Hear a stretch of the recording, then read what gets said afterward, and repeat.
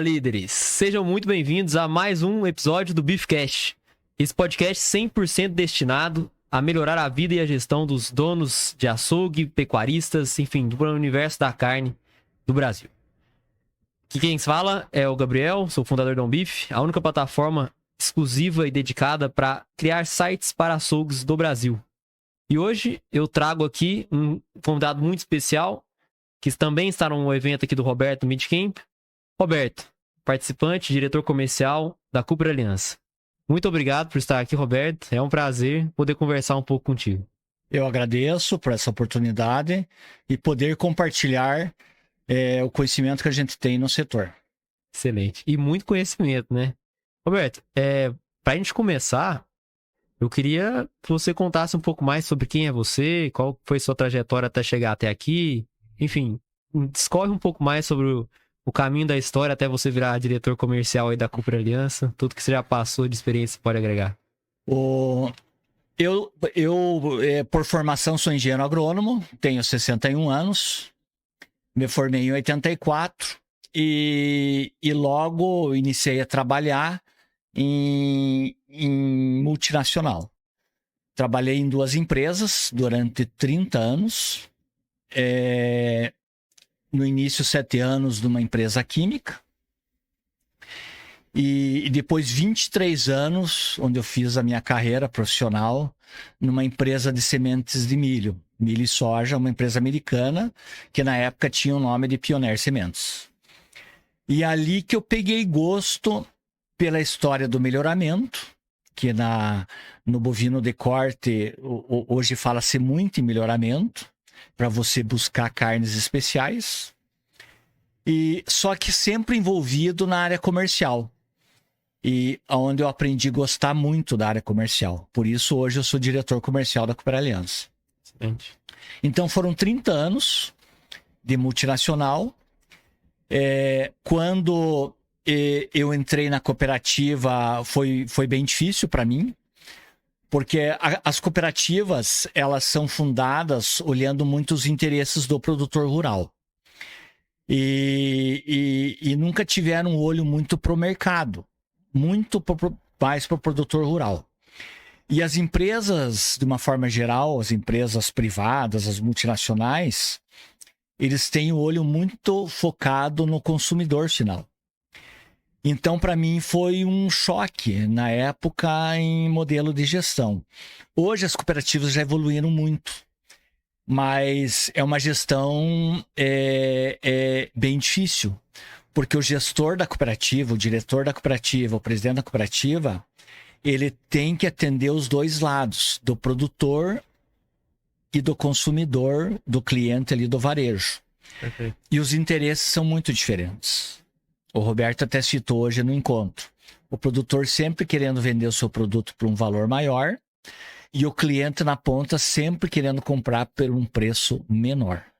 E aí você está no meio dessa cadeia como um gestor, você tem que ser muito bom gestor para conduzir de uma forma que você atenda os dois lados. Excelente. E o senhor está desde o início da Cooper Aliança ou você entrou depois do início? Eu me formei, logo fiz carreira nessas empresas que eu citei. E aí, em 2014, eu me desliguei, no caso da Pioneer. E como eu já era pecuarista, eu sou pecuarista desde 1992, 32 anos. Sim. Eu já tinha pecuária como uma atividade minha, mesmo sendo funcionário de uma grande empresa. E aí, quando eu me desliguei, em 2014, eu logo fui convidado pela cooperativa para participar do Conselho Fiscal, porque eu já era cooperado. Tá. E aí, participando do Conselho Fiscal, logo depois de 2 anos, eu já fiz parte de uma diretoria que foi eleita e estou até hoje. Sim. Envolvido na gestão da cooperativa desde 2014. Praticamente 10 anos. E a cooperativa tem quanto tempo? A cooperativa ela foi fundada em 2007 como cooperativa. Ela nasceu em 98 através de uma aliança mercadológica para para produzir animais de qualidade e vender buscando um preço melhor. Através de uma aliança, um grupo de produtores. Tá. Isso, na época, foi estimulado pelo governo do estado. Excelente. Em várias regiões, e dali que nasceram as 5, 6 cooperativas que existem no Paraná, voltadas para a produção de carne bovina. E qual que é o... Assim, eu fiquei curioso. Qual que é o interesse do governo em conseguir em promover esse tipo de aliança entre os pecuaristas? Desenvolvimento da área rural, Sim. né? Porque a população rural, algumas regiões do Brasil, na época, talvez muito mais ainda, eram populações carentes de informação. Hoje, por exemplo, o Brasil que a gente vive é um outro Brasil totalmente diferente.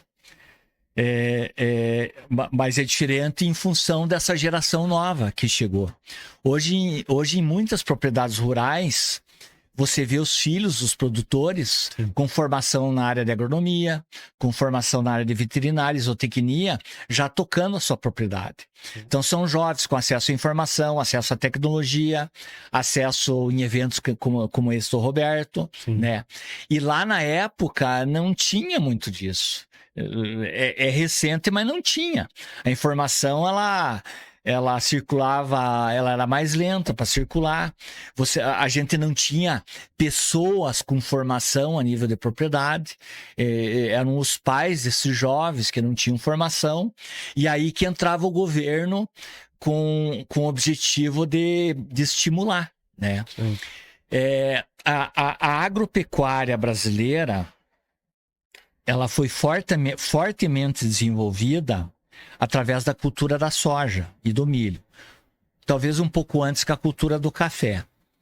Mas a grande conquista do Brasil foi feita com a cultura da soja. Principalmente pelo pessoal do Sul, né? Eles subiram do Rio Grande do Sul, Santa Catarina, Paraná, e já se endereçaram pro Mato Grosso, né? E hoje todo o Brasil, praticamente, ele está bem povoado e com propriedades rurais, com pessoas altamente capazes de produzir. Mas isso não acontecia.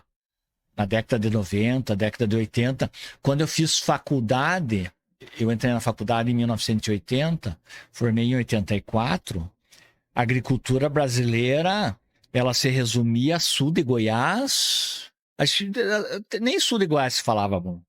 Assim como destaque, vamos falar assim. Era mais uma coisa de sul, né? Aqui em São Paulo, a cultura do café, né? Minas, a cultura do café. Mas hoje é muito diferente. O Brasil inteiro produz. E quando o senhor despertou essa curiosidade, assim, para entrar no cooperativismo lá em 92, que o senhor falou? Não, o senhor, 92 foi quando eu me tornei cooperado em 2009. Tá. E qual foi fundada em 2007. E qual foi a sua virada de chave? Assim, por que você decidiu ser um cooperado naquele momento? Você lembra? É que o sistema cooperativista no Paraná, ele é muito forte. É um modelo que deu certo no Paraná. Não sei explicar o porquê, não sei. Por que no Paraná deu tão certo e em outros estados deu menos. Santa Catarina também é bem forte o modelo cooperativista. Só que as cooperativas fortes do Paraná, elas são muito voltadas no grão, principalmente milho e soja, trigo, cevada para produção do malte para cerveja, e produção de carne de aves, suíno e produção de leite. Nós temos cooperativas muito fortes nesses segmentos. A produção de carne bovina que é muito recente. A nossa foi fundada em 2007, mas eu acho que é recente porque o segmento pecuária de corte era o mais atrasado. É muito recente essa pecuária moderna.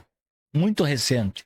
A história da pecuária de corte no Brasil sempre foi um segmento extrativista. Então, o desbravamento ele surgiu na exploração de madeira, né? Madeiras nobres, Sim. né? Eu lembro uma história de um cara do Mato Grosso, na época da exploração do mogno. O mogno é a madeira mais nobre do mundo, nada bate o mogno. Hoje nós temos exemplares e ele é protegido hoje, né? Então o Brasil sempre foi muito rico, né? De riquezas naturais. Sim. Então a desbravação ela iniciava pela exploração da madeira, nós tínhamos muita madeira. O próprio Paraná hoje, que tem totalmente cultivado, né? Era um estado coberto por Mata Atlântica. E os governos na época estimulavam a abertura. É diferente de hoje, Sim. que hoje é crime você derrubar uma árvore. Mas na época existia estímulo para gerar riqueza, né? Que nem o Roberto falou hoje no encontro, é muito fácil falar de Amazônia com a barriga cheia. Eu quero ver o cara falar com barriga vazia, né? Então tudo isso serve para análise e para reflexão. Então, aí após a exploração da madeira, aí entrou a pecuária, mas sempre extrativista, sempre extrativista. E hoje, para a pecuária sobreviver ao avanço tecnológico da soja e do milho, ela se obrigou a intensificar. Porque senão o proprietário vende a propriedade para um cara que está produzindo soja e milho. Então foi uma questão de ou eu vou intensificar e modernizar a minha pecuária, ou eu vou ter que vender minha propriedade. Entendi. Então, e a cooperativa ela surgiu muito nessa linha, né? De se organizar para produzir um animal de alto padrão, processar dentro da indústria e vender e buscando um preço melhor. Só que ainda nós temos muito ainda a crescer e desenvolver, muito. Amanhã, inclusive, vai ser o tema da minha palestra, falar da cooperativa e falar dessa cadeia aí, onde a gente tem os gargalos. E temos muitos gargalos ainda. Excelente. E assim, quando o senhor fala dessa questão de gargalos e o tanto que vocês têm para avançar, vamos dizer assim, quais são esses gargalos que vocês veem? Já foram problemas, por exemplo, para a avicultura, para a suinocultura, que você fala que hoje já são avançados? Ou você acha que são problemas específicos do bovino mesmo? Não, todos os setores tiveram seus desafios. A agricultura, quando avançou para o Mato Grosso, eles avançaram com cultivares de soja do sul. E a primeira leva de produtores que abriram Mato Grosso faliram, quebraram. Porque as cultivares, elas não eram adaptadas para o clima tropical. Então, o que a gente tem que entender nas nossas análises? O único lugar do Brasil que tem ambiente de clima temperado é do centro-sul do Paraná para baixo. Do meio do Paraná para cima é 100% tropical. E regiões que foram desbravadas muito recentemente. E a grande agricultura e a grande pecuária estão em regiões tropicais. Então, por exemplo, aonde que está o desafio da pecuária? Também está na produção de animais adaptados para a região tropical. Porque a raça adaptada para a região tropical é a raça zebuína, que está sendo, através do melhoramento genético, evoluída para produzir uma carne de qualidade. Agora, num passado muito recente, foi colocado o cruzamento Angus na vaca Nelore, que é uma raça zebuína, para produzir uma carne de qualidade. Só que a raça Angus, ela não é uma raça para a região tropical. Ela é uma raça que veio da Escócia, da Inglaterra, de climas e ambientes muito próximos ao que nós temos no sul do Brasil. Você não consegue colocar um touro no meio de um rebanho de vacas numa região do Mato Grosso. E aconteceu isso devido à tecnologia da inseminação artificial. Porque daí você desiste do touro e inseminam as vacas, né? Então isso aconteceu graças à tecnologia da inseminação artificial. Aí você tem filhos meio sangue, e aí esses filhos meio sangue, os animais um pouco mais adaptados, e aí que você busca a produção de animais de qualidade. Hoje, na apresentação da manhã, o Roberto falou muito sobre eficiência e qualidade. E dá para citar as raças, né? A raça zebuína, na sua essência, ela tem muita eficiência, mas menos qualidade. Hoje, com melhoramento genético, eles querem juntar a Associação Brasileira da Raça Zebu, do Nelore, eles querem unir eficiência com qualidade. A raça Angus, ou as raças europeias, num ambiente tropical, pode ter qualidade através do cruzamento, mas não consegue ter eficiência por causa do calor, por causa do clima, por causa da qualidade das pastagens. Uhum. Então, tudo é uma questão de evolução. Excelente. E dentro da Cooper Aliança, por exemplo, como é que funciona o processo? Por exemplo, eu quero ser cooperado. O que eu preciso fazer? Eu tenho que seguir algum protocolo dentro da minha fazenda? Eu tenho que investir? Como é que funciona o modelo de cooperativa que eu não conheço? O produtor rural, quando ele se apresenta com interesse de ser cooperado, é feito um questionário com ele. É o nosso técnico, nós temos um corpo técnico da cooperativa, formado por engenheiros agrônomos, veterinários e zootecnistas.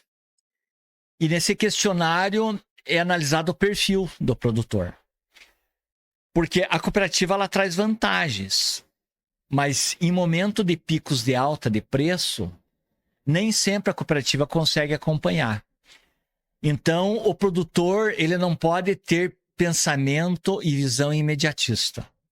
Ele tem que pensar no médio e longo prazo, nas vantagens que ele vai conquistar. Então, na entrevista, a gente consegue ver o perfil do produtor. O produtor também precisa dar a contrapartida dele com relação a um contrato de entrega. Por exemplo, eu como produtor, eu tenho um contrato com a cooperativa para me entregar 960 animais no ano de 2024. Eu tenho um contrato com entregas semanais. São 52 semanas no ano, eu tenho que entregar uma carga toda semana. É claro que às vezes eu não tenho, naquela semana eu consigo negociar para a semana seguinte. Mas é muito importante eu cumprir com a minha escala. Porque a cooperativa ela conta com aquela carne para vender para o varejo. Então as partes elas não podem falhar. Excelente. O que eu tenho como vantagem? Eu não preciso me preocupar com venda. Eu tenho que pôr foco na eficiência produtiva dentro da minha propriedade. Porque a venda é a cooperativa que faz. A cooperativa carrega, ela só me manda uma mensagem, tudo certo para o carregamento da semana, vão ser quantos machos, quantas fêmeas. O motorista vai, normalmente é domingo que carrega, porque o abate é na segunda, aí tem que resfriar a carcaça na terça, porque quarta cedo tem que ir para o cliente. Então é um processo assim que funciona. E eu tenho que ser parceiro nesse sentido. Senão não sirvo para cooperativa. Perfeito. As cooperativas de sucesso no Paraná, elas têm uma fidelidade bastante alta por parte dos cooperados. Nesse sentido, de produzir e entregar produção.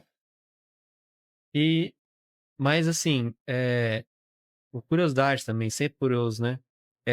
Como que vocês conseguem determinar isso, ver esse perfil de pessoa através de um simples questionário, vamos dizer assim? É um questionário ou é um tempo de avaliação? Não é só um questionário. O questionário é o primeiro, é a primeira etapa. Aí esse cooperado, Ali ele coloca os dados da propriedade, potencial de produção, o tipo de animal que ele produz, né? Aí ele é convidado para uma conversa normalmente é com o nosso presidente. O nosso presidente, ele é produtor, foi ele que criou a cooperativa. E aí, normalmente é acompanhado do técnico que iniciou o contato. E aí é uma conversa de 1 hora, de 2 horas. E ali as partes... Se entendem. Se entendem. Assim. Excelente. E aí, em questão de assim, que você já falou, existe 2 mundos, né? O de eficiência e qualidade, vamos dizer assim. Quando vocês vão fazer essa cooperativa, tem algum braço que tem que ser pendente, assim, ó, a gente busca cooperados que buscam eficiência, a gente busca cooperados que buscam qualidade, ou é uma coisa que vocês determinam lá na matriz, assim, o que a gente vai produzir, e todo mundo tem que produzir esse estilo, ou não, cada um pode produzir o que quiser, o que importa é só conseguir entregar aquela demanda semanal que nem o senhor falou. A cooperativa, ela nasceu com o propósito de produzir qualidade. Ali no início, no final, no início dos anos 2000 ali, a cooperativa foi criada em 2007, já vinha essa ascensão da raça Angus. Por que a raça Angus? Porque a raça Angus, ela se propõe a produzir uma carne de qualidade superior. E isso não é um negócio de Brasil. Se você for nos Estados Unidos, você basicamente só vai ver Angus, que é a maior produção de carne do mundo. Se você for na Argentina, basicamente você vai ver Angus. Você vê outras raças, mas são raças britânicas. As raças britânicas, elas são muito parecidas quando você analisa a qualidade de carne. Quando você vai para o Uruguai, que também é conhecido na produção de qualidade de carne, também são raças britânicas. E o Angus é a maior participação. Então, a cooperativa já de cara, ela já entrou fomentando a produção de animais Angus. Tanto é que a Cooper Aliança foi a primeira empresa que recebeu a certificação Angus no Paraná. E ficou muitos anos sendo a única. Hoje tem mais 2 empresas lá que certificam. E aí, o cooperado, para ele tirar o máximo do proveito da cooperativa, sendo cooperado, mas tirar o máximo do proveito em preço pelo boi que ele entrega, ele tem que produzir Angus. Porque toda a nossa bonificação, ela é construída em cima de uma certificação. O animal tem que ser certificado. Para o animal ser certificado Angus, ele tem que ter algumas características. Ele recebe a certificação ainda vivo. E aí, aonde que o técnico vê se o animal tem mais de 50% de genética Angus? Através da pelagem, através do formato da cabeça, através do formato da orelha, presença de chifre ou não, porque o chifre o Angus é dominante para não ter chifre. Então, todo cruzamento envolvendo o Angus, o animal puro, Angus, nasce sem chifre, porque é dominante. Então, se tiver um chifre, ali já caracteriza que não é Angus. Entende? Então, o técnico, a forma dele avaliar e certificar é dessa forma. E aí, para a pessoa receber, o produtor receber os benefícios em preço, então tem que ser Angus, tem que ser... ter uma idade ali, a gente fala por dente, o macho tem que ser dente de leite, a fêmea no máximo 4 dentes, porque não adianta às vezes você pode falar, não, o meu animal tem 20 meses, mas quem garante que tem 20 meses? Então eu olho pela dentição. Então, para certificar, no caso de machos, tem que ser dente de leite, tem que ter todas as características da raça Angus, pelo menos metade, né, sendo Angus, quando fala assim, cruzamento, e tem que ter um acabamento adequado de gordura, que isso, essa leitura é feita ali na tipificação. Uma cobertura adequada, porque a gordura externa, ela é muito importante para a refrigeração da carcaça nas 24 horas. Quando o animal ele é abatido, o pessoal da veterinária diz que tudo aquilo que a gente chama de carne ainda é músculo. Após a refrigeração, que acontecem muitas reações enzimáticas da carne, que ela se transforma de músculo em carne. Então, esse negócio que envolve a ciência da carne, nós temos muito a aprender. Muito a aprender. Nós conhecemos muito pouco. E o pessoal da indústria conhece alguma coisa, mas quando você fala em consumidor, tem muito a aprender. E hoje, assim, antecipando talvez um que você vai falar amanhã aí, mas o pessoal que não vai estar presente, quais são os principais gargalos que você vê dentro de uma cooperativa que nem a Por Aliança? O gargalo... Hoje o setor de carne, vamos falar de todas as carnes, hoje passa por uma dificuldade em função de custos de produção. Isso vem desde 2021 já, né? Porque o setor de carnes e leite, da pecuária de corte, o segundo maior custo está na ração. E a ração é composta por milho e soja.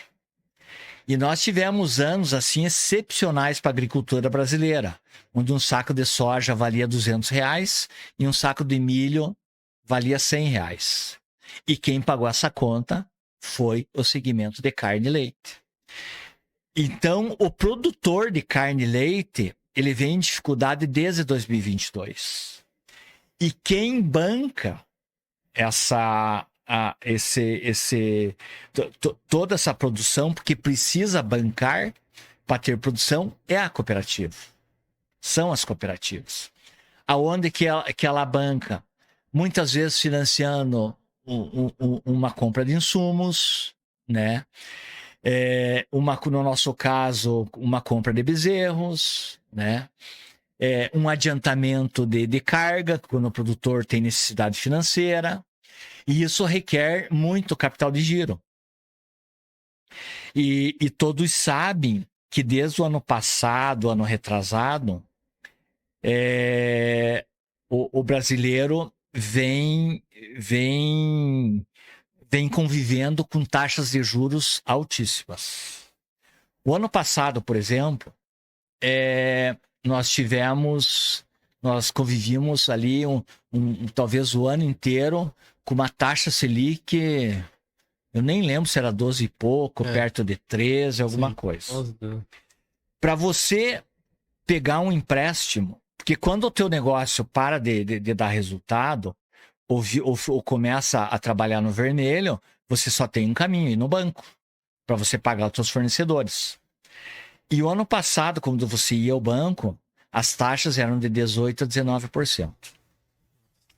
Hoje, no encontro, deu para observar as margens. O produtor de commodity trabalhando com margem de 1% a 2%, e o produtor de qualidade com margem negativa. Como é que você vai pagar um financiamento de 18% a 19%? Impossível. Não existe isso. A matemática é uma só para todos. Sim. Hoje, 2024, os juros reduziram, mas ainda continuam altos. O banco, os recursos obrigatórios, que são de 12, ele te empresta 12. Mas aí vem seguro, vem os títulos de capitalização, porque o banco fala assim, não, eu vou te emprestar 12. Mas tem que fechar um pacotinho aqui, um pacotinho ali, isso aí vira em 13,5%, 14%. Continua muito alto. Então, hoje, o maior custo da produção de carne no Brasil, infelizmente, chama-se juros de operações financeiras. Se você tirasse os juros das operações financeiras, todo mundo estaria voando. E isso acho que vale para muitos segmentos hoje da produção brasileira. Mas aí, no caso, entrou uma questão que, assim, lá atrás a gente falou que o próprio governo fomentou o início de cooperativas justamente para conseguir alavancar o setor. Hoje não existe nenhum tipo de benefício que vocês... Movimento de governo? Não. O governo, ele precisa estimular... eu não sei como é que é o relacionamento do governo com os bancos. Que existem coisas obrigatórias, Sim. né? Eu não entendo muito, né? Mas os segmentos precisam de recursos. De recursos, né? Por exemplo, um produtor que produz 1.000 animais por ano. Se a operação é negativa ou no 0 a 0, como é que ele vai ter recursos para fazer melhoria de estrada, melhoria de infraestrutura? Ali hoje no curso foi falado muito sobre ganho de peso diário. Isso está ligado à genética, à nutrição, à sanidade e à infraestrutura. A infraestrutura, a manutenção da infraestrutura, ela é caríssima. A pecuária de corte, ela infelizmente, ela hoje, pegando no sul do Brasil, eu não posso dizer que por São Paulo, porque eu não sei. Mas no sul do Brasil, ela se localiza nas regiões mais difíceis de trabalhar, que são as regiões montanhosas. Porque as regiões planas, a agricultura tomou conta. Aonde você tem terreno reto, terra plana, você está plantando soja e milho. Aí a pecuária de corte, a pecuária de leite, a suinocultura, a agicultura, as instalações rurais estão nos morros. Os morros, em época de chuva, tem muita coisa que é destruído.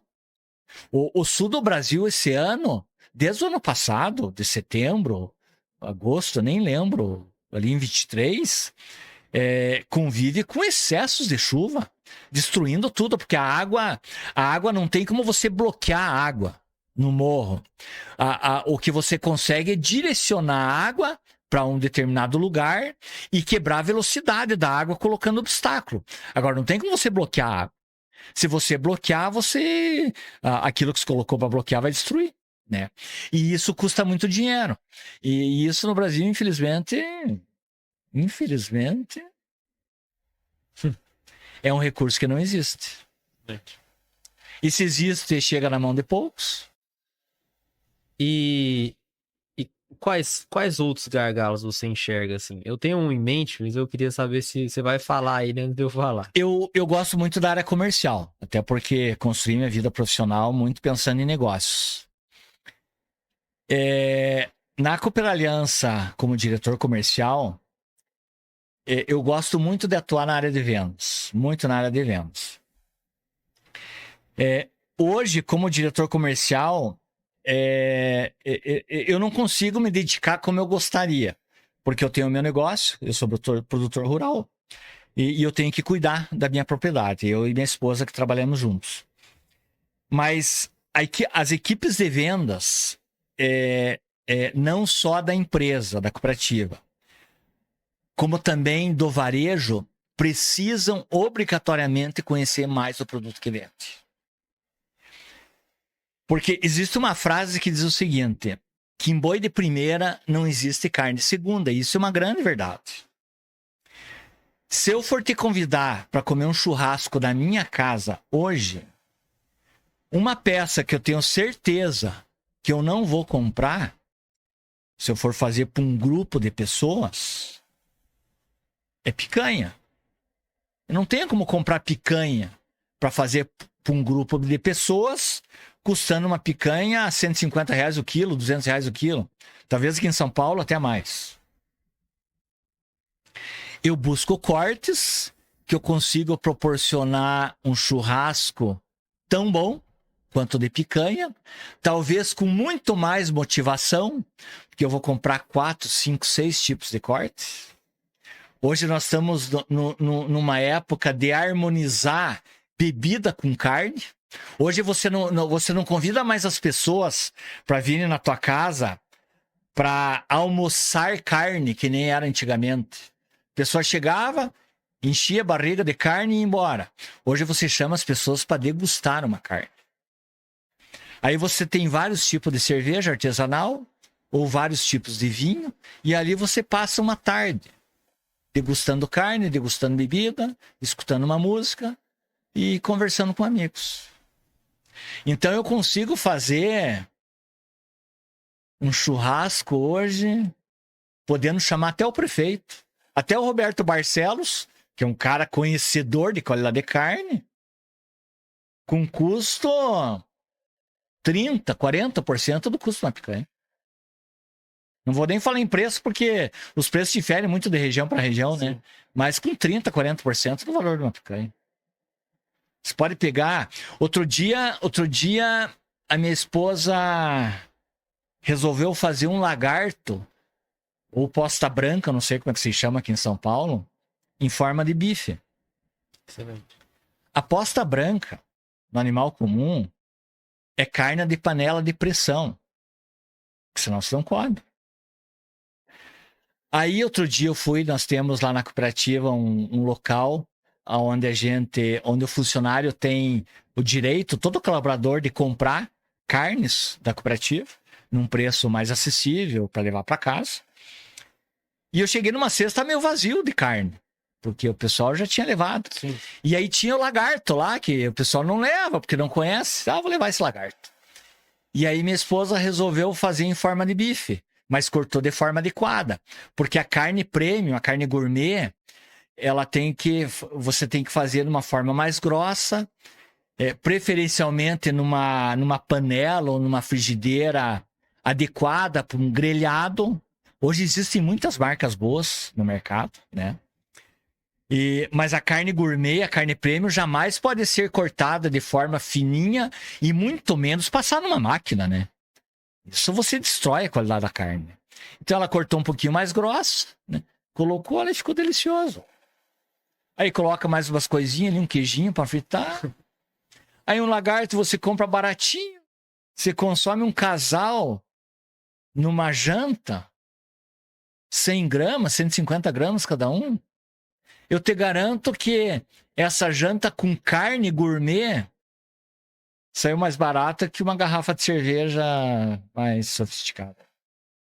Então a carne, o brasileiro precisa ainda tirar proveito da carne de primeira. Carne de segunda, no caso?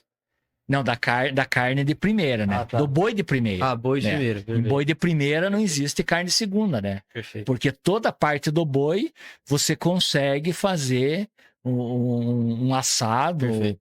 um frito, de uma forma espetacular. E é interessante pensar que, assim, inclusive, no próprio exemplo que o senhor deu, às vezes até as próprias pessoas da cooperativa não conhecem todo o potencial que existe na carne que tá ali, né? Porque ele falou, é uma carne super saborosa que fica deixada de lado ainda pelos próprios produtores, vamos dizer assim, na gôndola da própria cooperativa. Então, às vezes, é interessante É pensar falta que de conhecimento. é uma falta de conhecimento generalizado. Até quem produz, às vezes, fala, não, isso aqui não vou estar levando. A nossa equipe de vendas, ela obrigatoriamente tem que ter uma conversa que nem nós estamos tendo aqui. Porque a qualidade, você não consegue embutir no mesmo produto qualidade e preço. Porque produzir qualidade, ela custa dinheiro. Você precisa tirar proveito daquilo para aquele produto que você acha que é caro, ele ficar barato. Por exemplo, voltando no churrasco.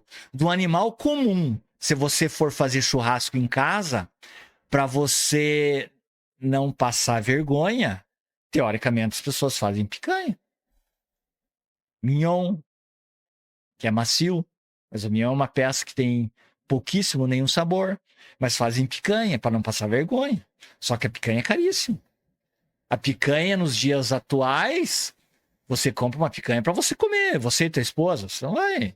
Você fazer uma churrascada com picanha, aí é rasgar dinheiro, né? Aí tem que. Sim. Você tem que, né? Tudo tem um custo, tudo tem um benefício. Sim. E essa, assim, como essa diversidade de cortes que hoje vem possuindo na mesa do consumidor ajuda a cooperativa a prosperar? Assim, existe alguma correlação entre, pô, agora que eles veem mais valor na diversidade de cortes que eles podem consumir, na qualidade que a gente está entregando, existe uma valorização do animal perante ao varejo? A cadeia, hoje foi destacado, inclusive, tem que existir um equilíbrio. E quando falo em equilíbrio, eu diria para você assim, a escravidão já foi embora faz um bom tempo do Brasil. Não existe mais escravidão. Se você ainda é praticante de escravidão, eu tenho certeza que o praticante de escravidão não vai conseguir formar nenhuma equipe hoje. Não existe. Todo mundo tem que ganhar. É claro que tem elos da cadeia que você tem oportunidade de ganhar mais. É que nem você compara funcionário com empreendedor. O funcionário, o bom funcionário, normalmente ele é bem remunerado. Mas ele não é bem remunerado para ficar rico. Se ele quer ficar rico, ele tem que montar a empresa dele. Ele não tem oportunidade em salário de ficar rico. Ele pode conquistar ao longo do tempo um salário bom para ter o seu carro bom, para tirar umas férias, educar seus filhos e construir uma aposentadoria boa. Agora, gerar riqueza, aí você tem que montar o seu próprio negócio. Que também não é fácil você gerar riqueza, você ficar rico. Ficar rico, comprar um carro caro, construir uma bela casa, ter um imóvel no litoral, fazer viagens internacionais, comprar novos imóveis, né? Aí você tem que ser empreendedor. Né? Então, quando a gente fala em negócio, a gente tem que considerar tudo isso. Alguns elos da cadeia da carne são muito fragilizados. Muito fragilizados. O cara, por exemplo, do balcão da carne, é uma pessoa que tem que ser desenvolvido. O açougueiro ali, você fala? O açougueiro, quando ele é o dono, que a gente tem muitas pessoas que prosperaram com casa de carnes. Mas pode ter certeza, quem prosperou, ele foi açougueiro um dia. Ele conhece a essência do negócio. Eu conheço muitos empresários que montaram casas de carne, mas nunca lidaram com carne e tiveram dificuldade por falta de conhecimento do negócio. Então, eu diria assim, eu já me envolvi até com treinamento dentro do açougue. E a minha forma assim, de motivar uma pessoa que ganha um salário bem pequenininho sempre foi assim, nunca pare de investir na tua carreira. Porque se hoje é pouco, o teu conhecimento um dia pode te ajudar muito, até para montar o seu próprio negócio. E o Brasil tem muita oportunidade, muita oportunidade. Só que oportunidade é para quem cedo madruga. Não tem como gerar riqueza trabalhando pouco e passeando bastante, ou dormindo bastante, ou bebendo cachaça bastante. Não tem. Você tem que trabalhar muito. Sim. Vou fazer 62 anos, eu trabalho muito. Eu diria que eu trabalho meio de domingo a domingo, mas o trabalho me dá prazer, né? Que eu me envolvo muito na minha propriedade, eu e minha esposa. As cargas de boi normalmente são no domingo. Então, sábado eu saio cedo daqui de Botucatu para dormir em Guarapuava, porque domingo cedo nós vamos estar fazendo carga de boi. Fazer uma carga de bois, normalmente é meio a meio, machos e fêmeas, 20 animais. Os nossos caminhões lá são os trucks, que a gente chama, porque as propriedades elas estão localizadas de pecuária em terrenos difíceis, então não entra carreta, não entra esses caminhões grandes, então tem que ser caminhões menores. São caminhões de 20 animais. E aí, para mim fazer uma carga de 20 animais, eu tenho que avaliar no mínimo 30. No mínimo 30. Então, a avaliação desses animais antes é visual, eu tiro do confinamento no olho, né? Então, se é 10 machos e 10 fêmeas, eu vou no confinamento carregar 10 machos, eu seleciono no mínimo 15 no olho. Aí tem que passar na balança para me selecionar por peso, que tem um peso mínimo, porque existe um peso mínimo de carcaça. A cooperativa, inclusive, tem bonificação em cima de peso de carcaça. Aí tem que ver os dentes, para ver se não tem dente definitivo no macho. Essa operação de ver dente num boi de 540, 600 quilos é uma operação perigosa. Você tem que imobilizar ali a cabeça do boi e abrir a boca do boi para ver se tem dente ou não tem dente. E assim que a gente faz carga. Não pode machucar o boi, porque senão dá hematoma. E o hematoma, aquele boi vai ser abatido no dia seguinte. Se fizer um hematoma na costela, na perna, aquele hematoma vai estar ali. Se vai mandar a carcaça para o açougue, o açougueiro não quer receber. Então tem que ser uma operação com movimentos lentos, sem susto do animal, até por segurança para as pessoas. E é assim que a gente faz carga. Excelente. Excelente. E assim, uma coisa que me veio à cabeça quando você estava falando sobre essa operação de vocês, inclusive era um dos gargalos que eu imaginava acontecer. O Roberto até comenta na própria palestra que peso de carcaça não quer dizer que vai ter mais qualidade a carne, vamos dizer assim, né? Tudo dependente da musculosidade, enfim, de outros fatores que às vezes ficam fora do padrão ali visual, fenótipo, né? Então, assim, como que a cooperativa remunera diferentemente o produtor que consegue um maior grau de marmoreio ou uma coisa nesse sentido? E também tem até uma segunda pergunta em cima disso, que é o consumidor, o varejista que vocês vendem, ele paga mais por essa carcaça quando ela tem um alto grau de marmoreio ou ausência de marmoreio? Ou é simplesmente Angus é Angus e esse é o valor padrão? Como é que funciona essa rastreabilidade depois que você subiu ali no caminhão? Nós não remuneramos ainda por marmoreio e nem cobramos por isso ainda. Nós ainda não temos essa classificação. A classificação por marmoreio que a gente conhece, você tem que fazer um corte na carcaça, é onde você consegue ver se a carne tem o marmoreio ou não. E se você for vender essa carcaça inteira para o varejo, pode ter reclamação, né? Então a gente ainda não faz. Com certeza vamos fazer no futuro próximo. Então a gente não remunera por marmoreio e não cobra mais por marmoreio. A remuneração do cooperado envolve certificação. Então existe o preço da arroba do boi do mercado comum. Aí existe um percentual por ser certificado. Existe um percentual se é hiper precoce, se é super precoce, se é precoce. Isso de acordo com a rastreabilidade, porque o bezerro, quando nasce, ele recebe um brinco da cooperativa e a cooperativa já é informada a idade, a data de nascimento, e aí tem a data do abate, então tem o animal classificado por idade.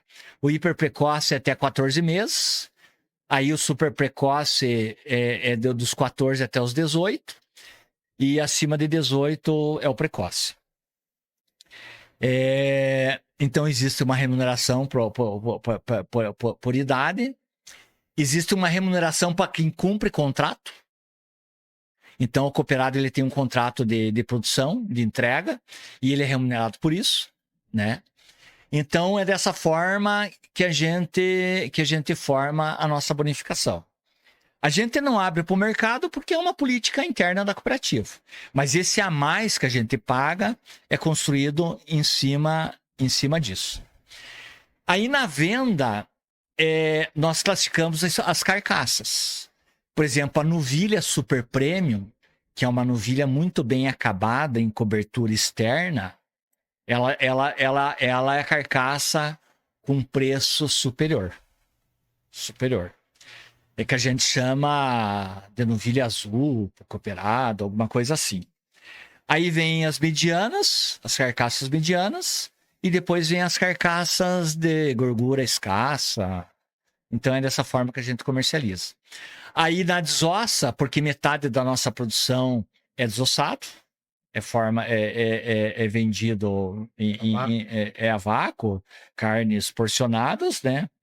Aí a gente precifica meio com o mercado, o preço da picanha, o preço do chouriço, o preço do ancho, o preço do short rib, costela de dianteiro, picanha, e assim vai. É dessa forma que a gente faz. E essa conta tem que fechar. Na cooperativa tem que fechar. Excelente. Então, hoje, voltando naquela ideia que o senhor trouxe de não tem como você produzir qualidade com preço, vamos dizer assim, né? Por mais que não exista, assim, matematicamente essa avaliação a se fazer, para o cooperado, a busca incessante dele é por um boi cada vez mais eficiente, com menos qualidade de entrega, porque se ele recebe pela entrega do peso, então ele está buscando cada vez mais eficiência no curto prazo. Se ele conseguir um gado cada vez mais eficiente, ele consegue bater o peso dele e, consequentemente, poder vender. Isso daí não inibe um pouco a própria cooperativa de pensar nesse lado de qualidade dentro do processo? Na realidade, a cooperativa tem que se preocupar com isso. Sim. Porque quando você passa etapas difíceis, a busca é pela eficiência. Hoje de manhã, no encontro, várias pessoas comentaram, né, sobre a redução de produção de animais cruzados com Angus no Brasil. Porque os produtores estão deixando Angus para ir atrás de raças mais eficientes, né? Então isso é perigoso pro mercado de carne premium, né? Mas isso a gente já observa, porque a Cooperaliança é uma marca já que é conhecida aqui em São Paulo, longe ainda de se comparar com o Paraná, né? No Paraná a gente é muito conhecido. Região de Curitiba a gente tem uma venda bastante significativa, mas a gente já vem atuando em São Paulo. E temos alguns parceiros fortes, e desde o início do ano o pessoal vem procurando a gente, que já estão observando que pode ter um apagão aí de carne premium no Brasil. Em função dessa troca aí, produtor buscando mais eficiência do que qualidade. Entendi. E aí como é que e o que vocês estão fazendo hoje para não permitir que essa troca aconteça dentro da própria cooperativa? Porque se a gente fala que hoje o próprio peso é o que determina se está bom ou não para ir para o abate, a gente não estaria despriorizando a qualidade nesse sentido? Na realidade, as cooperativas elas têm a obrigação de fazer as suas assembleias. Porque as cooperativas, os donos das cooperativas são os cooperados. Cada cooperado tem uma participação na cooperativa. É diferente das grandes empresas onde existem acionistas. Mas é a mesma coisa. Cooperado e acionista, para mim, é a mesma coisa. Os dois são donos, né? Aí, por estatuto, a cooperativa, a nossa a assembleia vai ser dia 27 de março. Até o final de março, as cooperativas têm que fazer as suas assembleias e apresentar para os cooperados o resultado do ano anterior. Qual que é o discurso para o cooperado não sair do seu objetivo de buscar qualidade? é dizendo o seguinte: se a cooperativa é importante para o cooperado, devido a todas as vantagens que traz, continue produzindo animais de qualidade. Porque a Cooperaliança ela é conhecida no mercado pela carne de qualidade. Tanto é que nós não abatemos vacas, por exemplo, não abatemos. O cooperado tem vacas, mas a gente não abate por receio de alguém algum dia comentar que a Cooperaliança começou a abater vaca e está entregando gato por lepre. Então a gente tem um receio enorme em preservar a nossa credibilidade. Então são políticas que a gente faz e adota focado sempre na qualidade máxima daquilo que a gente produz. Excelente. Excelente. E assim, dentro desse assunto também, já buscando a parte do varejo, assim, é interessante porque, pelo visto, a balança cada vez menos fecha para o pro produtor, né? A gente já era negativa lá pelos quadros do Roberto ali de rendimento. Mas porque se o consumidor não paga mais por esse marmoreio, vamos dizer assim, que hoje ainda não tem essa classificação para ele pagar mais por isso, mas ao mesmo tempo o cliente dele está cada vez mais exigindo marmoreio nas carnes, como é que o produtor sai dessa, né? Você tem ali você não está sendo incentivado para produzir aquele animal de maior qualidade, mas ao mesmo tempo você está sendo exigido que você entregue aquela qualidade. Como é que vocês dialogam essa balança com o varejista, vamos dizer assim? Precificar é uma coisa muito difícil, né? E a precificação ela vai acontecendo ao longo do tempo, né? O mercado que mais paga é sabido, é São Paulo, por uma questão de poder aquisitivo. É a cidade de São Paulo. Aonde que nós temos a maior concentração no Brasil de altos executivos? São Paulo. O salário de um alto executivo, não precisamos nem comentar aqui. São profissionais de carreira que estão construindo a sua vida ali. E o prazer da pessoa, né, trabalham que nem, nossa, horas e horas de trabalho, de estresse. E aqueles R$100, aquele R$200 num quilo de carne, você consumir... Vamos falar em R$200. Se você consumir 300 gramas, você vai estar falando em R$60 por pessoa. Um alto executivo, sabendo que tem lugar que você vai comprar um sanduíche e uma Coca-Cola, você vai gastar R$70. Então, quando você faz essa comparação, vamos fazer uma comparação usando produtos de alto valor. Que eu não consigo concordar às vezes. O cara, às vezes, paga uma garrafa de vinho, R$500, R$1.000 a garrafa. E o R$200 do quilo da carne, que vai virar um custo de 60 para ele, porque ele consome 300 gramas. Excelente. Ele acha caro. Excelente. Entende? Então, a cadeia da carne ela tem muito a crescer nesse sentido. E se ele conhecer ainda de carne, dos cortes, ele não precisa nem comprar aquela peça do seu. Nem comprar. Quer ver um outro exemplo que a gente usa, comparando carne de primeira com carne de segunda? Costela. Se você comprar uma costela de boi comum na churrasqueira, tenho certeza que você vai precisar de 4 horas de fogo. 4, 5 horas de fogo. Quanto custa um saco de carvão hoje? No Paraná, para você comprar um carvão bom, é R$50 o saco. São Paulo, nem sei quanto custa. 4 horas de fogo vai algum saco de carvão. Você paga mais no carvão. Então, paga mais do carvão do que na costela. Então, compre uma costela de boi de primeira. No Paraná, é que em São Paulo é outro nível de preço. E aí você faz a tal da costelinha borboleta em tira, em 10 minutinhos tá pronto na grelha. Então, é esse tipo de análise que a gente tem que fazer quando a gente analisa a carne primeira.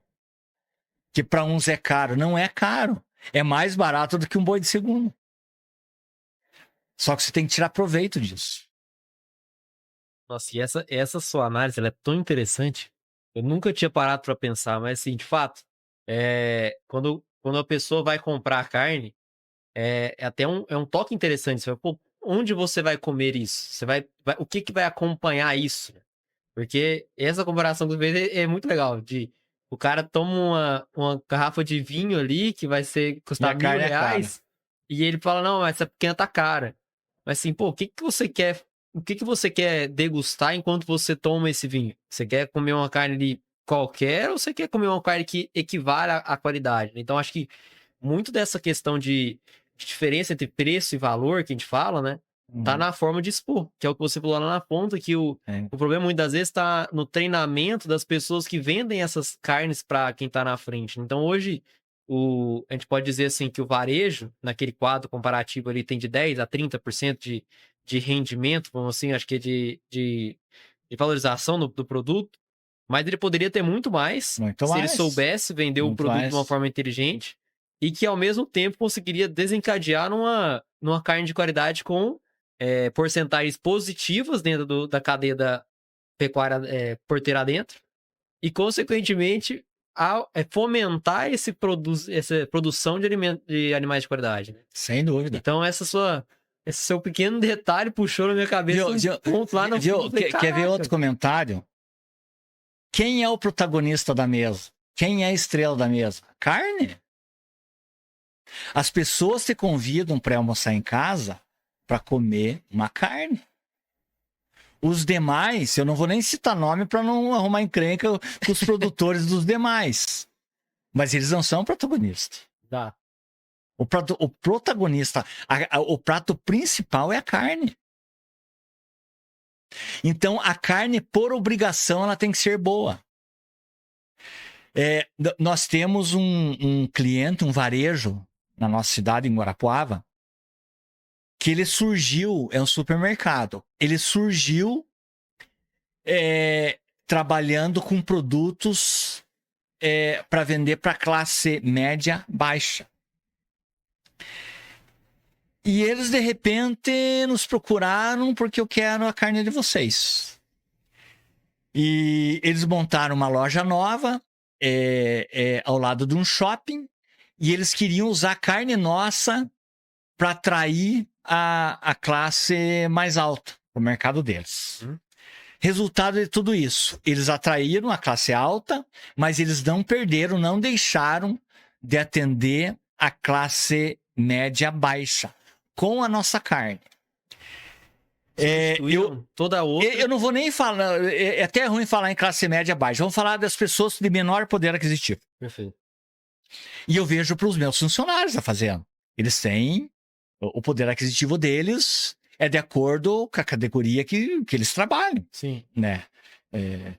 Então, ninguém deixa de comer a nossa carne no domingo. Porque o brasileiro, ele gosta de fazer churrasco no domingo. A alegria das pessoas, das famílias, o que eu faço é a mesma do meu funcionário, é o mesmo gosto daquela pessoa de bairro, do poder aquisitivo lá embaixo. Eles gostam de fazer carne e tomar cerveja. Excelente. E nós temos cortes que eles aprenderam a comprar do dianteiro, que eles fazem churrasco. É que nem costela, eles fazem a costela fatiada, costela borboleta, fazem na grelha.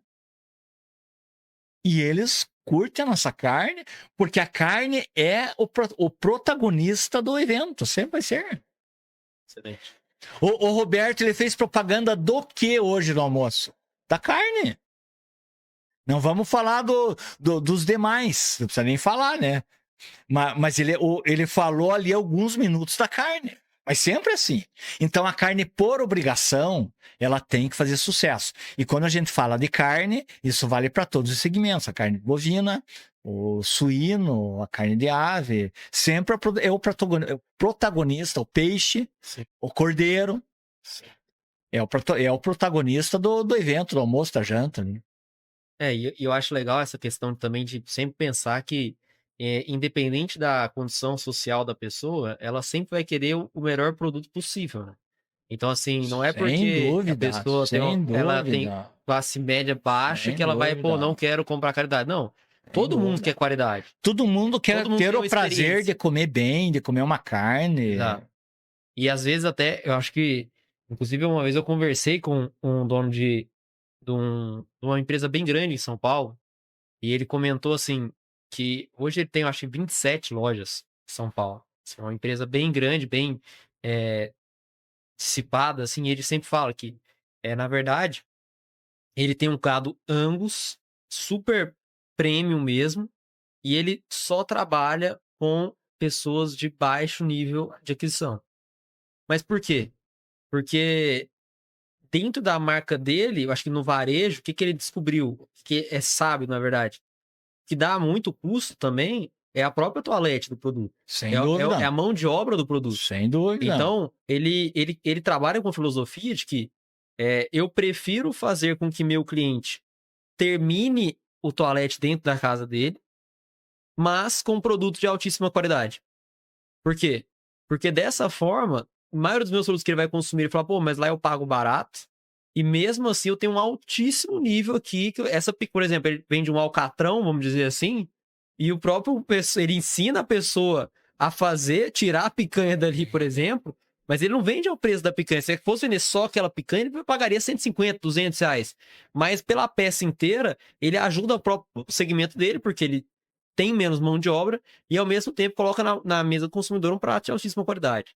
Então, assim, é interessante também pensar nesse outro lado de que, muitas das vezes, a questão do preço dos produtos, ele tem que estar sempre atrelado a qual nicho de mercado você está querendo atender.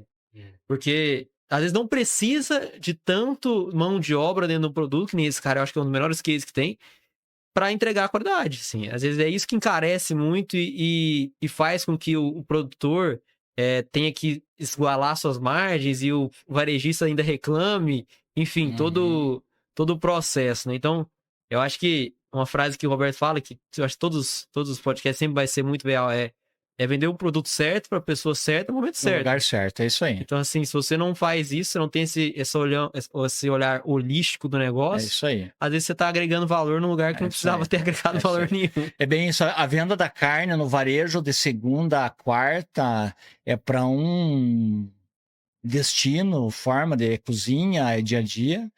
E de quinta a domingo já é churrasco. É bem exatamente isso. E assim, hoje, dentro do cenário da Cooper Aliança, assim, como que vocês enxergam o futuro do varejo? Você vê potencial de crescimento na questão de venda de carcaças? Ou você já vê que é mais, de fato, em vender a vácuo, caixaria? Como é que tá o pensamento de vocês em relação a isso?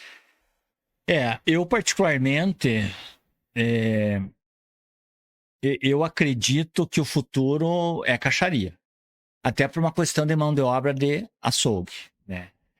É uma mão de obra escassa, cada vez mais, né? Com risco grande, até de ferimento, de higiene, uma série de coisas, né? E a carne, como é um produto perecível, quanto mais você mexer nela, pior é, né? Tanto é que eu já escutei do próprio Roberto Barcelos que ele acredita que o futuro da carne de qualidade será através de um comércio de carne congelada, justamente para não perder qualidade no caminho. Um dos grandes desafios no Brasil hoje chama-se logística, né? Nós estamos, assim, sofrendo bastante com relação a isso. Porque a nossa organização está no Paraná e a gente tem um grande desejo de crescer muito aqui em São Paulo, mas você tem que ter logística. Se você chega no varejo, se você falar em carne com osso, todo mundo quer receber carne somente na terça e na quinta. Por que na terça? Porque segunda ele vende a sobra de domingo. Porque eu, particularmente, nunca vi um varejo faltar carne no domingo. Por que não falta? Porque não pode faltar. Ele tem movimento grande no domingo. Então, sempre compra sobrando. Aí a segunda-feira é a sobra do domingo. Aí na terça-feira repõe para ir até quarta, quinta-feira. Aí quinta-feira em diante é as compras de carne de churrasco e até no domingo. Mas esse profissional que atua, ele é escasso, ele está difícil no mercado. Então, eu acredito que num futuro bem próximo, eu acredito muito no crescimento da caixaria. Já vem tudo bem embaladinho das indústrias, põe na gôndola e é dali para o consumidor. E para vocês, isso é melhor também? Ou vocês têm mais margem, vamos dizer, né? Acho que tudo que a gente vem falando, eu fico sempre, depois que a gente vai estudando as coisas, a gente vai vendo aqueles dados ali, eu sempre fico pensando, pô, isso tem que dar dinheiro para quem produz. Porque senão vai parar de produzir. É o que você falou, se tiver negativo e tiver que pegar empréstimo, tá? Nunca vai ser possível a gente querer exigir do nosso lado, eu quero marmoreio, eu quero isso. Pô, mas se você não tá remunerando a cadeia, como é que você vai conseguir fazer com que isso aconteça? Então, assim, se o futuro for desenvolvido, for evoluindo para essa questão de caixaria, isso seria melhor para as cooperativas, para o produtor? O processo mais simples que tem dentro da cadeia, um dos processos mais simples, eu diria que é o abate, tirar o couro, tirar a buchada. Processo simples. Dali para frente começa a complicar. Desossa, por exemplo. Você estava comentando alguma coisa de desossa. Por exemplo, a nossa cooperativa, ela é elogiada pela limpeza que a gente faz dos cortes. Só que se limpar demais, é prejuízo. Só para você dar uma analisada em valores. Toda aquela peça de picanha, aquela gordurinha a mais que eu tirar da picanha, eu deixo de vender aquela gordura por R$150 para vender por 10. E isso é muito difícil de você equilibrar isso numa sala de desossa, com um grupo de pessoas. Pessoas ali que estão trabalhando, às vezes, muito mais por necessidade do que por gosto. Então, desossa é uma coisa muito difícil. Eu diria assim que a Cooper Aliança está em fases de crescimento, em fases de formação de equipe, porque a nossa região não é uma região de frigorífico, que você possa contratar profissionais de outros frigoríficos de desossa. A nossa equipe de desossa muitas vezes vem de pessoal de açougue, né? Que também é um desafio, porque se o açougue compra a carcaça, a carne com osso, a carcaça inteira, a desossa vai acontecer dentro do açougue. E por isso que muitas vezes as boutiques de carne, que quem é o proprietário é o cara que foi açougueiro lá atrás, e ele fica dentro do açougue trabalhando junto, são as que dão sucesso, e aquela casa de carnes de empresário que nunca viveu o mundo da carne, não consegue ser sucesso. Então é uma caminhada. E aí entra outros fatores, né, que a gente comenta, né? Aí vai o cara lá, a gente constrói toda uma cadeia de qualidade, né? Aí chega a pessoa na boutique de carne, compra a carne, aquela carne ali tá refrigerada ali a 2 graus, 4 graus, põe no carro e esquece que tá com a carne ali. Para no shopping, para no banco, nesse solão de 30 e poucos graus. Se ele chegar em casa e fazer essa carne, menos mal. Agora, se essa carne voltar para a geladeira, imagine, saiu do ambiente de 2, 4 graus, foi para o ambiente daquele carro fechado, não vai ser nem 33 mais, né? Vai ser 40 graus. Ficou ali, nossa. Aí volta para a geladeira, abre e fecha. Então, tudo isso está no estudo da ciência da carne.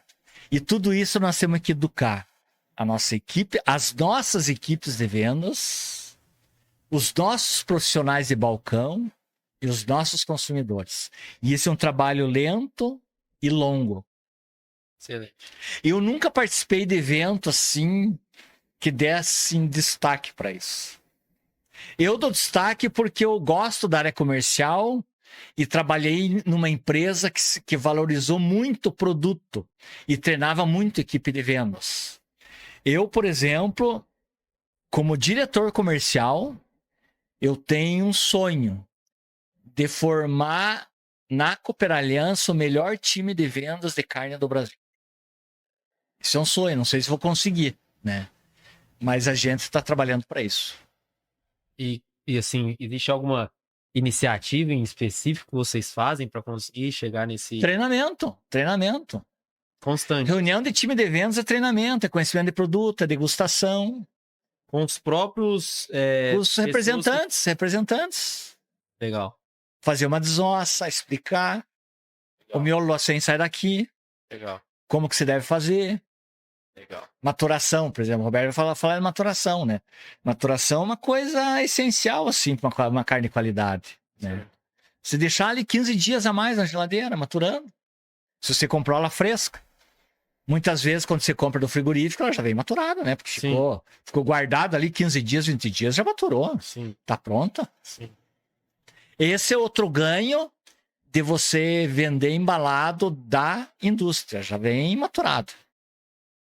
Ficou 15, 20 dias. E num ambiente estável, né? Não tem aquela geladeira de casa ali. Tanto é que para você maturar em casa é recomendado sempre naquela geladeira de churrasqueira que só abre no fim de semana. Sim. Aquela geladeira da cozinha que abre e fecha o dia inteiro. Aí não dá, né? E assim, é interessante porque essa sua fala combinando com a anterior, ela já leva a entender o motivo do Roberto falar aquela questão da carne congelada, né? Porque a carne congelada, ela já é maturada, depois é congelada. Foi transportada, congelada. Se ela chegar no varejo descongelado, o cara não vai nem receber. Exato. Então ela tem que estar congelada. Isso. Dali ela vai pro ambiente congelado. E aí ela só vai perder alguma coisa, mas ela está congelada no trânsito do consumidor até a casa dele. Sim. E se o cara for mais cuidadoso ainda, ele vai levar uma bolsinha térmica. Sim. Mas aí mesmo se não perder nada, ficar aquele tempo no shopping, que o senhor comentou, ainda a carne vai chegar semi-congelada. Semi-congelada. E aí não tem tanto problema. Longe de estar estragada. De problemas, né? Longe de estar estragado. Excelente. E assim, já encaminhando assim para os nossos últimos passos, assim, o que você enxerga como o ideal, assim, pegando esses gatilhos do Roberto, isso que a gente quer conversar aqui, o que você enxerga como sendo o ideal pro varejista, como é que fala? Qual é o cenário ideal pro pecuarista em nível de conhecimento, ou sei lá, vendas do varejo para o consumidor dele, para ele aceitar a agregação de valor que vocês têm na área da qualidade? Ficou claro essa pergunta? Para o varejista aceitar aquela qualidade que a gente... Hoje o Roberto falou várias vezes sobre padronização, fidelização. Ele usou um termo de previsibilidade. Hoje, por exemplo, do varejo ao consumidor, ele quer isso. Se eu sou um cara do varejo e quero escolher um fornecedor, tudo isso vai ter um peso muito, muito forte, né? Que é o padrão, a qualidade, a previsibilidade, né? Não pode faltar, não pode cair qualidade, né? E por outro lado, o consumidor, por exemplo, eu vejo nós, né, homens, né, o povo masculino. O homem, o churrasco é uma coisa prazerosa. O cara tem prazer de fazer churrasco. Sim. Com a esposa, com a namorada, com os amigos, é prazeroso fazer churrasco. Sim. Você já entra ali de bermuda, chinelão, camisetona solta, musicão lá, já vai a tua cerveja, a tua cachaça, teu uísque. Sim. O ambiente é outro. Sim. Então, a chance de você ir numa casa de carnes e comprar uma carne ruim tem que ser zero. Porque não pode virar decepção. Tudo aquilo que você programou a semana inteira. Sexta-feira eu vou fazer um churrasco, fazer um aniversário. Não pode virar em decepção. Tem por obrigação ser um momento de prazer. E como a carne é protagonista, não pode errar. Excelente. Excelente. Então, toda a cadeia tem que pensar dessa forma. Pensou dessa forma. Se eu conseguir convencer o meu cliente do varejo que eu não vou dar susto nele, eu vou conseguir fidelizá-lo. E se o varejo, a boutique, o mercado, conseguir convencer o consumidor final dessa forma, que ele não vai ter surpresa, ele fideliza. A fidelização é dessa forma. O cara paga até um pouquinho mais caro para não ter surpresa. Excelente. Eu acho assim, essa frase foi excelente de ponta a ponta, assim. Questão de... acho que a minha pergunta, a resposta dela o senhor deu, assim, não sei se eu consegui colocar ela muito bem, mas o senhor deu que o varejista ele tem que começar a valorizar mais quem consegue trazer previsibilidade padrão. Sem dúvida, sem dúvida. Porque aquele R$1, R$2 a mais que você paga, cobra na carcaça, tá? Por todo o processo de 3 anos atrás que você teve que ter até hoje para conseguir colocar aquela carne ali, né? Acho que depois que o Roberto falou isso a primeira vez, eu sempre fiquei pensando nisso. A gente come a carne e a gente não tem noção de que esse processo que a gente tá fazendo agora foi 3 anos atrás que ele começou.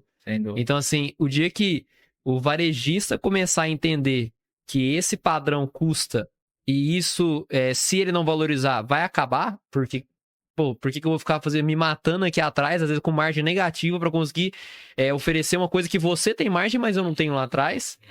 E mais que isso, é o que você também colocou de, ele tem que começar a entender mais sobre os cortes que ele tem ali para poder criar variabilidade dentro do negócio dele e aumentar a margem total do que ele paga. A comunicação do varejo ali, do balcão com o consumidor, quem faz é o açougueiro, né? E nem sempre é o dono, é o cara do balcão. E infelizmente é o cara menos preparado. Ele não tem conhecimento, nunca teve acesso a um evento, né? Ele vem de uma criação difícil, né? Remuneração, né, nunca adequada ali. Então em vez de ele não consegue vender um produto bom, ele simplesmente atende o que o consumidor pede. Eu já fiquei muitas vezes visitando o varejo, fiquei na frente do balcão só observando o profissional do açougue ali. Ele não consegue, porque ele não tem informação. Então esse é um dos gargalos a ser, e quem tem a missão de treiná-lo, no meu ponto de vista, é o representante de vendas. Perfeito.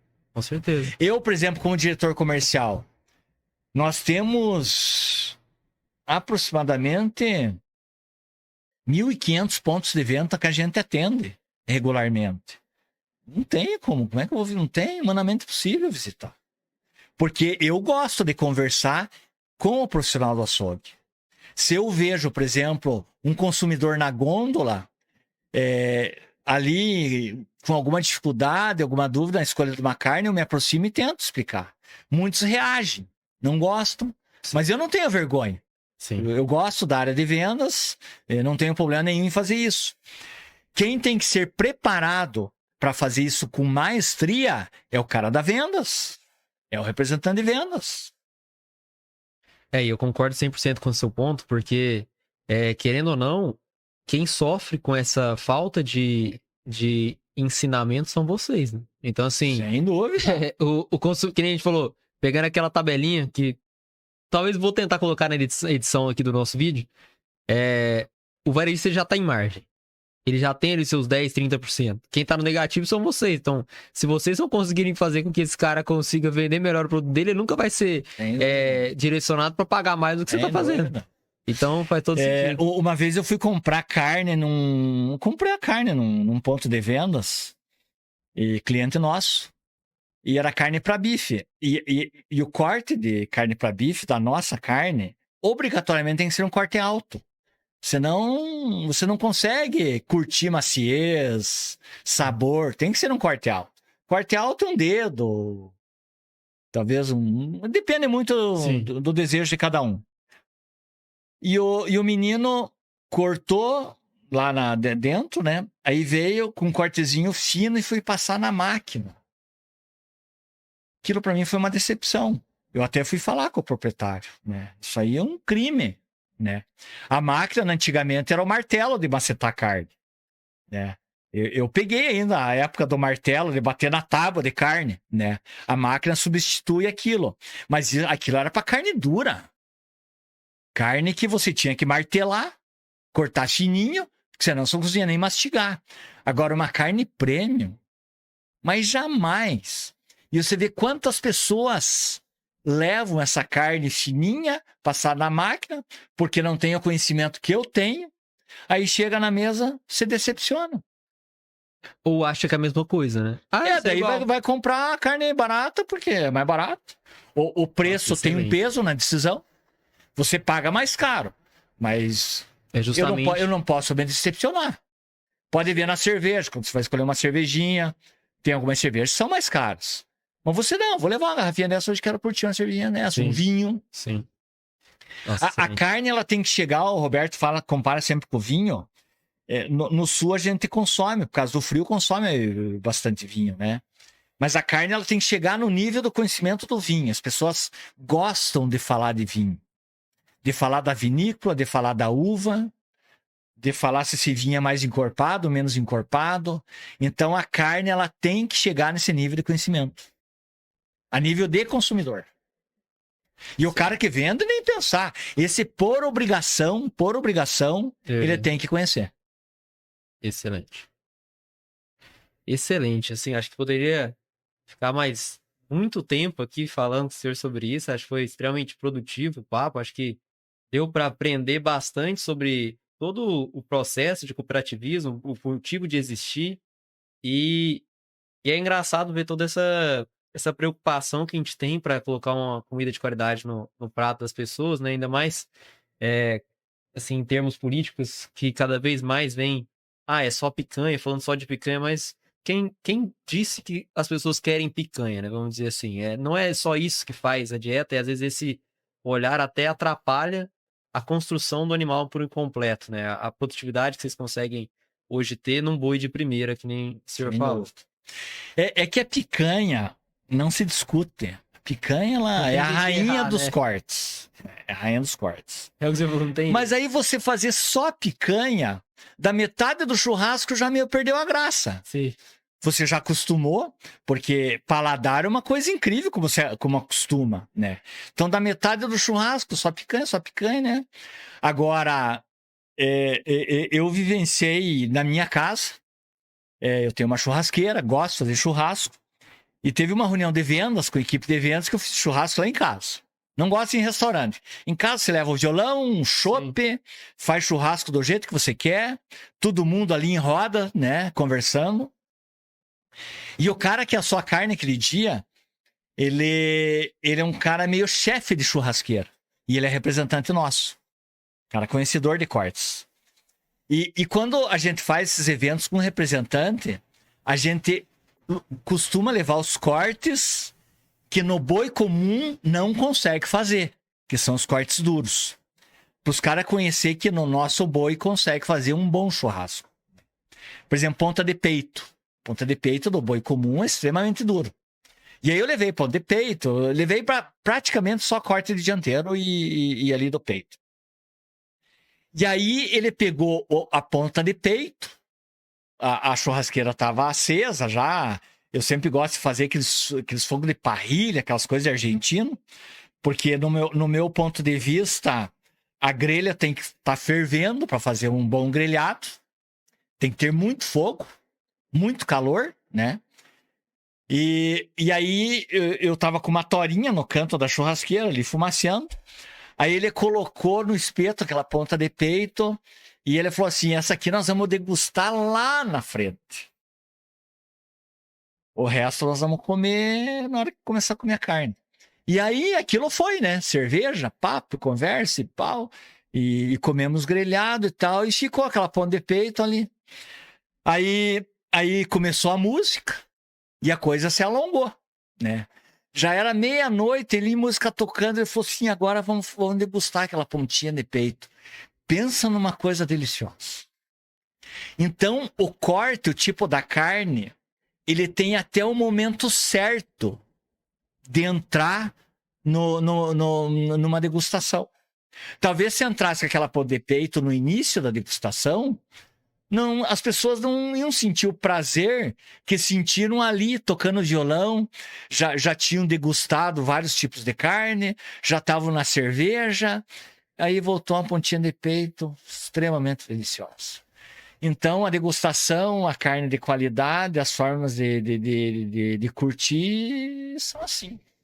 E tem que conhecer. Excelente. Tudo volta na educação, né? Educação do consumidor, educação do vendedor. É isso aí. Para que vocês consigam valorizar a cadeia por completo aí. Sem dúvida. Excelente, excelente.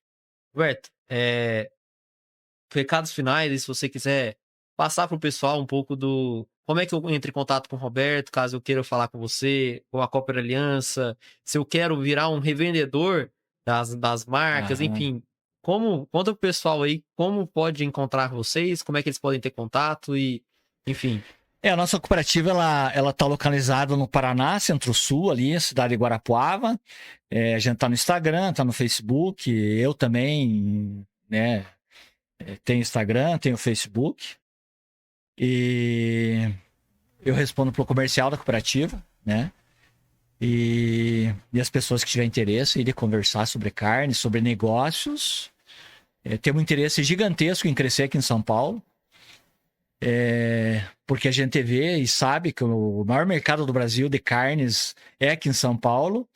E quando a gente monta algum negócio, todo mundo tem o prazer de atuar no meio do principal mercado, no meio das pessoas mais exigentes. E é isso que dá prazer. É isso que dá prazer. É ser aceito pelo principal mercado e pelas pessoas mais exigentes. Excelente. É por isso que vocês têm todo esse processo de padronização e previsibilidade que a gente falou lá atrás, né? Excelente, excelente. Gente, para quem chegou até aqui, eu agradeço muito pelo papo. O Roberto foi extremamente interessante. Peço para que todos que possam compartilhem e divulguem o nosso canal para aquelas pessoas que também compõem a cadeia do varejo da carne, da pecuária, enfim, todo o procedimento do mercado da carne em si. Pois esse canal é 100% dedicado para vocês. Então, assim, se você é entusiasta, se você gosta, se você conhece quem gosta, por favor, compartilhe e vamos enriquecer cada vez mais esse conhecimento, pois, como o Roberto disse, muitas das vezes o maior problema do nosso mercado é a falta de conhecimento. Então, quanto mais nós divulgarmos canais como esse, melhor será para toda a cadeia. Muito obrigado, Roberto. Muito prazer falar contigo. E, gente, até a próxima.